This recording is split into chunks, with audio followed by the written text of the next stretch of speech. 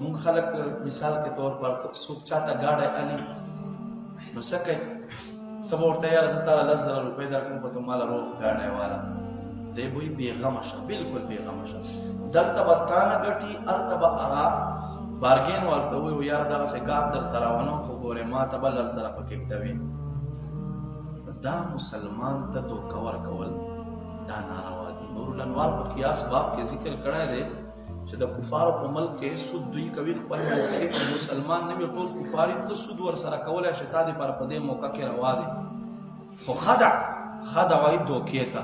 دوکه په یو ملت کې په یو مذهب کې روانه دی یاد وساتئ او موږ دوکه کوو دلته له تا نه الي ګاډی درته الي هلته هغه ته وایي ګاډی درته خرڅوم خو ماله به دومره راکړې دا ته مسلمان ورور له دوکه ورکوي یاره بس دا ګاډی ښه دی ولې چې هلته تا ته 10,000 روپۍ ورکولي نو دې 10,000 روپو له خاطره ته د بل 15 لکه یا 6 لکه روپۍ په داو باندې ولګوي او بیا هغسې وي چې ته کور ته راوړې ښځه ته وایه بچی د بېګه پوړو ته ختو پوړو باندې راوځه شو خپه یې ماته شو ولې چې موږ مسلمان ډېر نیګیټیو مایند ساتو ډېر مختصر غوندې صحابي چکر را ولګولو وایي ای فلانیه تاجره دا تا اس چې دی دا نه د 300 دی نه 4 دی نه دا د 500 درهمو دی د 600 درهمو دی دا خو قیمتي دی وایي ښځه ته یې 600 درهمه باندې اس واخیستلو چې اس یې واخیستلو اوس ناستې خبرې کوي هغه ورته وایي نه زه خو تا ډېر کلونو راسه پېژنم ته خو په تجارت کې داسې نه وې دا څنګه اچانک د تا حلیه اچانک د تا کردار تا خو به 2 درهمو خیال کولو 3 درهمو ته لګیا ما ته د اس ډبل قیمت راکړو وایي دا خو ټول د مدینې جانان صلی الله علیه و آله وسلم برکات دی موږ خو په جهالت کې موږ خو په تیارو کې موږ ته به هغه په ظاهرا هغه ډېر شیز به چې ښکاره کېدو موږ به دا هر څه دي خو موږ به برکت خیال نه کولو اوس الله موږ ته برکت راکوي واوره صاحبه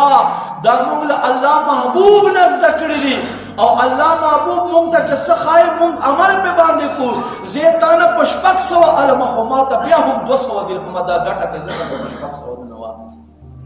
هغه وایي دا صاحب بلد ما ته ونه ښایي وایي راځه په اس یې ځان سره کېنولو الله محبوب په دربار حاضر کړو چې هغه کله زما او ستا څورو سترګو جاګانو کتلو هغه وایي دومره اعلی اخلاق دومره ښایسته خویونه چې صحابي فرمایي حضرت انس رضی الله عنه د نبی پاک صلی الله علیه و آله وسلم نه زیات مسکای چا مونږ په مخ باندې نه دی کتلی چې نبی علیه السلام مسکان کول صاحب وایي چې ما ته هم کلمه وایي ما هم د خپلو غلامانو په صف کې شامل وګرځوم دا اخلاق زمونږ څه کوو یو کس باندې یاره کمیټۍ جمع کوو او خو دا کمیټي نه ځان ساتئ دې کې خبرې دي دې نه ځان ساتئ ګورئ یاره کمیټي والا به پیسې ورکوم پیسې نشته را سره یاره فلاني قرضداري سره مې ټایم دی او ټایم پوره شو نو لحاظه پیسې نشته دا موټر یا دا بل څه خرڅومه مونږ بل ته اوږه ورکړو یاره موقع دی راځه ارزان به شیز درته والمه تا څنګه خوښدالی نه نو که هغه ضرورت هم نه وي خو مونږ وایو راځه یاره میلاویږي زه په کار خو به راشي ګټه خو به پکې وکړي مونږ یې ترې والو